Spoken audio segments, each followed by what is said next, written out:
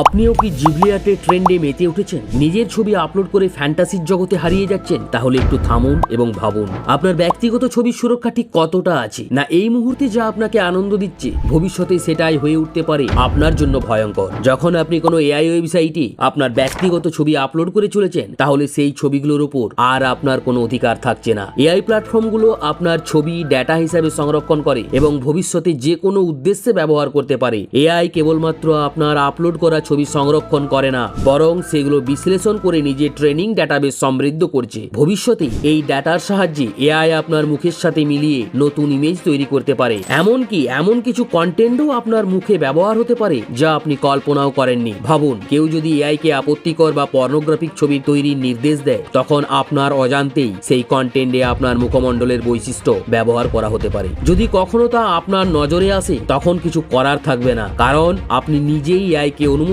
দিয়েছেন আপনার ছবি ব্যবহারের। সাময়িক মজা আর ট্রেন্ডের পেছনে ছুটতে গিয়ে নিজের ব্যক্তিগত ডেটা এইভাবে হাতছাড়া করবেন না। একটু ভাবুন, তারপর সিদ্ধান্ত নিন। আমাদের কাজ শুধু আপনাকে সতর্ক করা।